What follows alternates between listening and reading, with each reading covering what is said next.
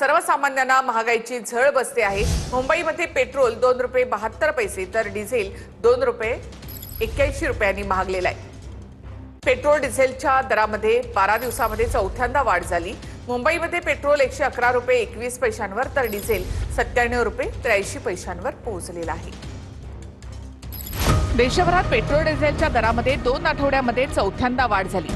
मुंबईमध्ये पेट्रोल 2 रुपये 72 पैशांनी वाढले तर डिझेलच्या दरामध्ये 2 रुपये 81 पैशांची वाढ झाली। यामुळे मुंबईमध्ये पेट्रोलचे दर तब्बल 111 रुपये 21 पैशांवर पोहोचले तर डिझेलचे दर 97 रुपये 83 पैशांवर गेले।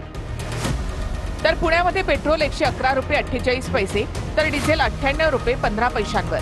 नाशिकमध्ये पेट्रोल 112 रुपये 47 पैसे तर डिझेल 99 रुपये 11 पैसे। नागपूरमध्ये पेट्रोलचे दर 111 रुपये 72 पैसे तर डिझेलचे दर 98 रुपये 38 पैसे। तर संभाजीनगरमध्ये पेट्रोल 113 रुपये 90 पैशांवर गेले। सोलापूरमध्ये पेट्रोलचे दर 111 रुपये 87 पैशांवर तर तिथे रत्नागिरीमध्ये पेट्रोलचे दर 112 रुपये 85 पैसे झाले आहेत।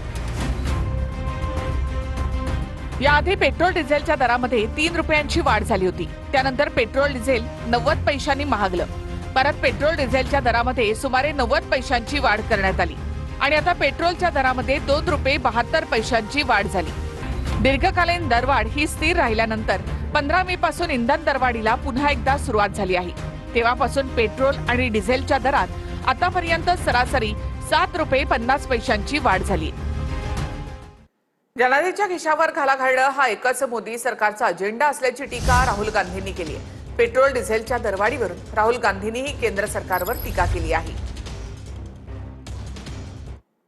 केंद्र सरकारकडून पेट्रोल आणि डिझेलचे दर टप्प्याटप्प्याने वाढवले जात आहेत, जेणेकरून सामान्य नागरिकांच्या लगेच लक्षात येऊ नये। आम्ही गेल्या अनेक महिन्यांपासून देशात आर्थिक संकट येण्याचा इशारा दिला होता, मात्र पंतप्रधान मोदी निवडणुकांमध्ये व्यस्त होते। निवडणुका संपताच देशात पेट्रोल आणि डिझेलच्या दरात 8 रुपयांनी वाढ करण्यात आली आहे। यापुढेही इंधनाच्या दरात आणखी वाढ होण्याची शक्यता आहे। निवडणुकांमध्ये आश्वासनं द्यायची आणि उर्वरित काळात जनतेच्या खिशावर वार करायचा हेच मोदी सरकारचं काम आहे। तेल की कीमतें बाकी देशों में कहां आ गई हैं?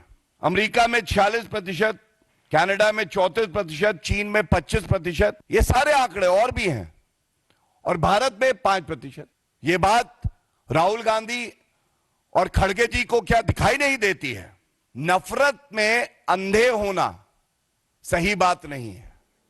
तर इंधन मिळेल की नाही या भीतीने 20% मागणी वाढली असल्याचं मुख्यमंत्री देवेंद्र फडणवीसांनी म्हटलेलं आहे। पुरवठ्यावर ताण येण्याइतपत साठेबाजी करू नका असं आवाहन सुद्धा फडणवीसांनी केलंय। आपल्या इथे पेट्रोल डिझेल आपण देण्याचा प्रयत्न करतो। मुळामध्ये साधारणपणे आपण जर बघितलं तर जेवढा कोटा मागील वर्षी आपल्याकडे होता जवळपास तेवढाच कोटा आहे, पण थोडी भीती असल्यामुळे किंवा पुढे मिळेल की नाही भीती असल्यामुळे 20% मागणी वाढली आहे। माझी सर्वांना विनंती आहे की पुरवठ्यावर ताण येईल अशा प्रकारे कोणीही साठेबाजी करू नये। सर्व जिल्हाधिकाऱ्यांना सूचना दिलेल्या आहेत।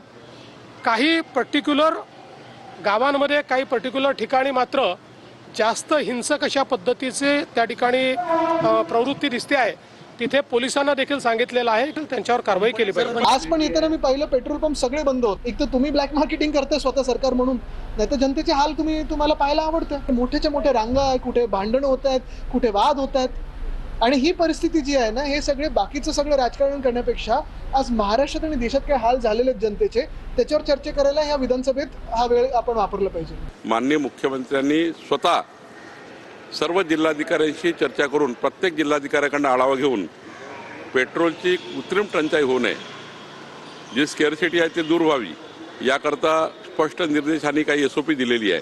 त्यावर जर योग्य काम केलं तर मला वाटतं पेट्रोल डिझेल टंचाई होणार नाही। राज्यभरामध्ये इंधन टंचाईचं संकट अधिकच गडद झाल्याची चिन्ह आहेत। विविध जिल्ह्यांमध्ये डिझेल मिळण्यासाठी आता मध्यरात्री शेतकरी आणि वाहन चालकांच्या पंपावरच लांबच्या लांब रांगा लागलेल्या पाहायला मिळत आहेत। तर इंधन साठा संपल्यामुळे अनेक ठिकाणी नो स्टॉकचे फलक देखील लागले। बुलढाण्यात डिझेलसाठी वाहनांच्या रांगा कायम आहेत। रात्री सुद्धा ट्रॅक्टरसह इतर वाहनं डिझेलसाठी रांगेत लागलेली। शेतीच्या कामासाठी लागणाऱ्या डिझेलसाठी पेट्रोल पंपावर शेतकऱ्यांची रांग लागली आहे। जाफराबाद तालुक्यामधल्या टेंभुर्णीमध्ये पेट्रोल पंप चालकानं डिझेलसाठी थांबलेल्या शेतकऱ्यांसाठी जेवणाची सोय केली. 200हून अधिक ट्रॅक्टर घेऊन डिझेलसाठी आलेल्या शेतकऱ्यांना आणि इतर वाहनधारकांना पंपचालक संजय सावंतांनी जेवण दिलंय. धुळे जिल्ह्यातील 182 पेट्रोल पंपांपैकी 9 पेट्रोल पंपांवरील डिझेल साठा संपलाय. लडिंग गावाजवळील पेट्रोल पंपावर परप्रांतातील ट्रक चालकांची डिझेल भरण्यासाठी मोठी गर्दी. 400 लिटरच्या टाकीमध्ये फक्त 100 लिटर डिझेल दिलं जात असल्यानं ट्रक चालकांनी नाराजी व्यक्त केली आहे. गडचिरोली जिल्ह्यात 62 पैकी 12 ते 13 पंपांवर नो स्टॉकचे बोर्ड लागलेत.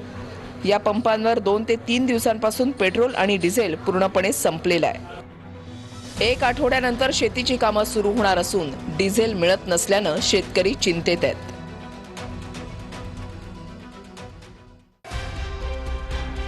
परभणीत वसमत आणि पाथरीवरून जाणाऱ्या महामार्गावरील इंधन साठा संपल्यानं अनेक पेट्रोल पंप बंद आहेत. दुसरीकडे वसमत रोडवरील पंपांवरही साठा नसल्यानं पंप बंद करण्यात आले. अनेक वाहन चालकांनी पंपांवरच रात्र काढली आहे. जळगाव शहरातील 10 पैकी 6 पेट्रोल पंपांवर पेट्रोल डिझेलचा साठा नसल्यानं ते बंद होते. उर्वरित 4 पंपांवर पेट्रोलचा मुबलक साठा शिल्लक होता, मात्र डिझेलचा साठा उपलब्ध नव्हता. इथं पेट्रोल शिल्लक असूनही काही पेट्रोल पंप बंद ठेवण्यात आले होते. कोझी कॉटेज, जैन ब्रदर्स, दक्षता, पांडे चौकातील इंडियन ऑइल, नेरी नाका परिसरातील 3 पेट्रोल पंप तसंच महामार्गावरील 2 आणि मोहाडी परिसरातील 1 अशा 10 पेट्रोल पंपांवर रियालिटी चेक करण्यात आला. वाशिम जिल्ह्यात गेल्या 11 दिवसांपासून डिझेल तुटवड्याची परिस्थिती कायम आहे. मात्र डिझेलसाठी पंपांवर लागणाऱ्या रांगांमध्ये काही प्रमाणात घट झाली आहे. वाशिम शहरातील दक्षता पेट्रोल पंपावर दररोज सकाळपासून शेतकरी आणि वाहन चालकांच्या मोठ्या रांगा लागल्या होत्या. मात्र गेल्या 2 दिवसांपासून या रांगांमध्ये घट झाल्याचं चित्र आहे. जिल्हा प्रशासनानं वाहनांची आरसी आणि इतर कागदपत्रांची पडताळणी करूनच डिझेल विक्री करण्याचे नियम लागू केल्यानं साठेबाजी आणि अनावश्यक खरेदीवर काही प्रमाणात नियंत्रण आल्याचं बोललं जात आहे. पुण्यामध्ये उद्या रात्रीपासून जमावबंदीचे आदेश लागू करण्यात आले. इंधन बचतीसाठी पुणे महापालिकेनं हा निर्णय घेतलाय. उद्यापासून 14 दिवस जमावबंदीचे आदेश लागू केले जाणार आहेत. जमावबंदी काळामध्ये आंदोलनं, मोर्चे आणि सभा यांना बंदी असणार आहे. पुण्यात उद्या रात्रीपासून जमावबंदीचे आदेश लागू झालेत. पुणे महापालिकेनं याबाबत परिपत्रक काढून 14 दिवस जमावबंदी लागू केली. जमावबंदीच्या काळात आंदोलनं, मोर्चे, सभा यांना बंदी असणार आहे. पश्चिम आशियाई संकटाच्या पार्श्वभूमीवर देशावर इंधन संकट असल्यानंच पंतप्रधान नरेंद्र मोदी यांनी काटकसर करण्याचं आवाहन केलंय. त्यानंतर पुणे महापालिकेनं इंधन बचतीसाठी अशा प्रकारचा निर्णय घेतलाय. आदेशात कोणत्या सूचना आहेत? वाहनांचा वापर नियंत्रित करावा, अनावश्यक फेऱ्या टाळाव्या, कार्यालयीन कामांसाठी वाहनांचा वापर कमीत कमी ठेवावा, अधिकाऱ्यांनी एकत्रित दौरा करताना कारपूलिंगचा अवलंब करावा, सार्वजनिक वाहतूक व्यवस्थेचा वापर करावा. अधिकारी कर्मचारी यांनी आठवड्यातील 1 दिवस मेट्रो, लोकल आणि सार्वजनिक बसनं प्रवास करावा. बैठका, प्रशिक्षण, चर्चासत्र इत्यादी ऑनलाईन पद्धतीनं आयोजित करावी. आणि आता बातमी ती कांदा उत्पादक शेतकऱ्यांसंदर्भातली. बीड जिल्ह्यामधील शेतकरी शिंगारेंच्या कांद्याला अवघा 50 पैसे प्रति किलो इतका दर मिळाला. त्यामुळे शेतकऱ्याचा वाहतूक खर्च सुद्धा निघाला नाही. यावरून संतप्त शेतकऱ्यांनी सरकारनं गांजा लावायची परवानगी द्यावी अशी मागणी केली आहे. नाशिकमधील धर्मांतर आणि अत्याचार प्रकरणामधील आरोपी निदा खानला लपवण्यासाठी घर देणारा एमआयएम नगरसेवक मतीन पटेल नाशिक पोलिसांसमोर हजर. विधान परिषद निवडणुकीसाठी महायुतीचा फॉर्म्युला ठरल्याची माहिती सूत्रांकडून मिळते. यामध्ये भाजप 12, शिवसेना 4 आणि राष्ट्रवादीला 1 जागा मिळाल्याची माहिती सूत्रांनी दिली. आज किंवा उद्या मुख्यमंत्री आणि दोन्ही उपमुख्यमंत्र्यांमध्ये बैठक होण्याची शक्यता आहे. नाशिक छत्रपती संभाजीनगर इथल्या जागेसंदर्भात शिवसेनेसोबत चर्चा झाल्याचं मुख्यमंत्री देवेंद्र फडणवीस यांनी म्हटलेलं आहे. राष्ट्रवादीसोबत पुण्याच्या जागेबाबत सुद्धा चर्चा सुरू असल्याची माहिती फडणवीसांनी दिली. एकत्रित बसून या संदर्भात मार्ग काढू, अद्याप मार्ग निघाला नाही असंही फडणवीसांनी म्हटलं आहे. आमची चर्चा त्या संदर्भात चाललेली आहे. साधारणपणे शिवसेनेसोबत नाशिक आणि संभाजीनगर या 2 जागांवर आमची चर्चा चाललेली आहे. राष्ट्रवादीसोबत पुणे या जागेबद्दल चर्चा चाललेली आहे. आम्ही एकत्रित बसून यातनं मार्ग काढू. अजून मार्ग निघाला नाही, पण मला विश्वास आहे की मार्ग निघेल. तर पूर्व विदर्भामधील काँग्रेसचे काही नगरसेवक नॉट रिचेबल आहेत. काँग्रेस नगरसेवक भाजप आमदार बंटी भांगडिया यांच्या संपर्कात असल्याची माहिती मिळते. चंद्रपूर गडचिरोली येथील काँग्रेसचे 60हून अधिक नगरसेवक अज्ञात स्थळी आहेत. वडेट्टीवारांसाठी हा एक मोठा धक्का मानला जातो. त्यामुळे मतदार नगरसेवकांची पळवापळवी सुरू झालेली आहे. चंद्रपूर आणि गडचिरोलीमधील काँग्रेसचे 60हून अधिक नगरसेवक नॉट रिचेबल असल्याची माहिती आहे.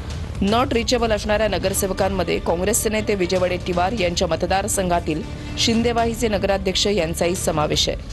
काँग्रेस नगरसेवक भाजप आमदार बंटी भांगडिया यांच्या संपर्कात असून या नगरसेवकांना अज्ञात स्थळी नेण्यात आल्याची माहिती आहे. अद्याप भाजप आणि काँग्रेसचे उमेदवार ठरले नसताना दुसरीकडे मात्र मतदारांची पळवापळवी सुरू झाल्याचं बोललं जात आहे. आगामी विधान परिषद निवडणुकीच्या पार्श्वभूमीवर वडेट्टीवारांना हा मोठा धक्का मानला जातोय. हा निवडणुका म्हणजे उत्सव झालेला आहे. आता आमच्याही संपर्कामध्ये भारतीय जनता पक्षाचे 100पेक्षा अधिक नगरसेवक आहेत. त्यांच्याही अंतर्गत प्रचंड वाद आहे की कोणी जर इनिशिएटिव्ह घेतलं की दुसरा गट तयारच आहे आम्हाला मदत करायला, परंतु आम्ही त्या भानगडीत पडत नाही. आत्ताच माझ्या माहितीप्रमाणे 5-5 लाख रुपये देऊन काही नगरसेवकांना उचलण्याचं लिफ्ट करण्याचं काम चाललेलं आहे. काँग्रेसचे नगरसेवक कुठे गेले याबद्दल त्यांनी त्यांच्या पक्षाच्या लोकांनी विचार करायचा. त्याबद्दल मी काही वेगळी टिप्पणी करणे योग्य नाही. काँग्रेसचे नेते याकरता सक्षम आहे. त्यांच्या पक्षात मी बोलणे काही योग्य नाही. चंद्रपूरमधल्या ब्रह्मपुरीमध्ये देशातल्या सर्वाधिक तापमानाची नोंद झाली. ब्रह्मपुरीमध्ये 47.2 अंश सेल्सिअस इतक्या मोठ्या तापमानाची नोंद झाली. विदर्भातल्या बहुतांश शहरांचं तापमान 45 अंशांच्या पार गेलंय. चंद्रपूर जिल्ह्यामधल्या ब्रह्मपुरीमध्ये देशातल्या सर्वाधिक तापमानाची नोंद झाली. ब्रह्मपुरीमध्ये 47.2 अंश सेल्सिअस तापमानाची नोंद झाली आहे. विदर्भातल्या बहुतांश शहराचं तापमान 45 अंश सेल्सिअसच्या पुढे आहे. ब्रह्मपुरीमध्ये 47.2, चंद्रपूरमध्ये 45.6, वर्ध्यामध्ये 45.5, नागपूरमध्ये 45.4, अमरावतीमध्ये 45.2, गडचिरोलीमध्ये 45.2 आणि गोंदियामध्ये 45 अंश सेल्सिअस तापमानाची नोंद झाली आहे. अमरावती जिल्ह्यामध्ये गेल्या 2 दिवसात उष्माघातामुळे 3 मृत्यू झालाय. अचलपूर तालुक्यामध्ये 40 वर्षीय व्यक्तीचा, चांदूर रेल्वे तालुक्यामध्ये 70 वर्षीय वृद्धाचा, तर नांदगाव खंडेश्वर तालुक्यामध्ये एका व्यक्तीचा उष्माघातामुळे मृत्यू झालाय. विदर्भात पुढील 9 दिवस तापमानात आणखी वाढ होणार आहे. त्यामुळे नागरिकांनी काळजी घ्यावी असा सल्ला प्रशासनानं दिलाय. एसआरटीच्या वरिष्ठ अधिकाऱ्यांकडून आता मतीन पटेलवर प्रश्नांची सरबत्ती करण्यात आली आहे. मतीननं घर मालकाकडनं चावी निदा खानला दिल्याची जबाबामध्ये नोंद आहे. नाशिक पोलिसांनी मतीन पटेल, घरमालक हनीफ शेख यांची समोरासमोर बसवून चौकशी केली आहे. नाशिकमधील धर्मांतर आणि अत्याचार प्रकरणामधील आरोपी निदा खानला लपवण्यासाठी घर देणारा एमआयएम नगरसेवक मतीन पटेल नाशिक पोलिसांसमोर हजर झालाय. नाशिक पोलिसांकडनं मतीन पटेल आणि घर मालक हनीफ शेख यांची समोरासमोर चौकशी करण्यात येत आहे. एसआयटीच्या वरिष्ठ अधिकाऱ्यांकडून मतीन पटेलवर प्रश्नांची सरबत्ती करण्यात आली. मतीनने घर मालकाकडनं चावी निदा खानला दिल्याचा जबाब आहे. निदा खानला आर्थिक रसद कशी पुरवली, बँकेचे व्यवहार मिळवण्याचं काम सुरू आहे. निदा खानला कुणाच्या सांगण्यावरून घर दिलं याचीही चौकशी सुरू आहे. कोणत्या पक्षाच्या नेत्याच्या सांगण्यावरून मदत केली का, एसआयटी याचा तपास करते. मतीन पटेल आणि घरमालक हनीफ शेख यांची समोरासमोर बसून चौकशी सुरू आहे. मूळ घरमालक हनीफ शेखचा एसआयटीनं जबाब नोंदवून घेतलाय. निदा खान फरार असताना छत्रपती संभाजीनगरमध्ये घरात लपण्यासाठी मदत केली होती का, या प्रकरणी नाशिकच्या देवळाली कॅम्प पोलीस ठाण्यामध्ये मतीन पटेलच्या विरुद्ध गुन्हा दाखल करण्यात आला होता. तर निदा खानच्या जामीन अर्जावरची सुनावणी 8 दिवस लांबणीवर पडण्याची शक्यता आहे. एसआयटीनं म्हणणं सादर करण्यासाठी 8 दिवसांची मुदत मागितली आहे. गेल्या 18 दिवसांपासून निदा खान कारागृहात आहे. 3 दिवसांपूर्वी निदा खानवर कोर्टामध्ये दोषारोप पत्र दाखल करण्यात आलंय. अहिल्यानगरच्या पोलीस मुख्यालयामध्ये हँड ग्रेनेड फुटलेले आहे. दुर्घटनेमध्ये 4 प्रशिक्षणार्थी पोलीस कर्मचारी जखमी झाले. मॉकड्रिल हाताळण्याचं प्रशिक्षण सुरू असतानाच ही दुर्घटना घडली आहे. तर स्मोक हँड ग्रेनेड असल्याचं अधिकाऱ्यांनी स्पष्टीकरण दिलं. अहिल्यानगरच्या पोलीस मुख्यालयामध्ये प्रशिक्षणाच्या दरम्यान हँड ग्रेनेड हातात फुटल्याची धक्कादायक घटना घडली. या स्फोटामुळे दोघांच्या हातच्या बोटांच्या चिंधड्या उडाल्या आहेत. या दुर्घटनेमध्ये 4 प्रशिक्षणार्थी पोलीस कर्मचारी गंभीर जखमी झाले. हँड ग्रेनेड कसा हाताळावा याबाबत प्रात्यक्षिकासह माहिती दिली जात होती. माहिती दिली जात असतानाच अचानकपणे एका हँड ग्रेनेडचा हातातच स्फोट झाला. जखमींना तात्काळ उपचारासाठी खासगी रुग्णालयामध्ये दाखल करण्यात आले. आमचं मॉक ड्रिलचा डेमो चालू होता. आमच्याकडं ग्रेनेड दिलते आणि ग्रेनेड कसे फोडायचे कसे करायचे ते काही सांगितलं नव्हतं आम्हाला. ते म्हणजे ऑर्डर आल्याच्या नंतर आम्ही ते पिन खोलली की जागेवर हातात ब्लास्ट झालं. माझं बोट करंगडी तुटली, डोळे पूर्ण हे झाले, ते आतमध्ये नाही का केमिकल वगैरे गेलं. डेमो चालू होता आमचा मॉक ड्रिलचा, तर ग्रेनाइट होते आमच्याकडे. आम्हाला त्याची माहिती नसल्यामुळे ते आमच्या हातात वेट झाली. इन्स्ट्रक्शन होते पण सगळे संपूर्ण नव्हते दिले. जवानांकडनं स्मोक हँड ग्रेनेडची पिन काढल्यानंतर लिव्हर तुटल्यामुळे अपघाताने स्फोट झाल्याचं पोलीस अधिकाऱ्यांनी स्पष्ट केलंय. ज्या वेळेस गॅस थ्रो करायची स्टेप येते त्यावेळेस आम्ही त्यांना दाखवत असताना की सेफ्टी पिन जे ग्रेनेड असतो त्याची सेफ्टी पिन काढायची आणि थ्रो करायचा. फक्त काढायच्या आधी त्याची जी एक लिव्हर पट्टी असते ती आपल्या हातातच असायला पाहिजे. चुकून संबंधित जवानकडनं ती लिव्हर पट्टी सुटली आणि त्याच्या हातात तो ब्लास्ट झाला. एवढं काही मोठं सिरियसनेस नाही येते. हे सरावाच्या दरम्यान असे छोट्या मोठ्या दुर्घटना होत राहतात, पण त्याला फक्त चूक झाली आमच्या जवानाची की त्याच्याकडनं ते लिव्हर पट्टी सुटली आणि तो ब्लास्ट झाला त्याच्या हातात.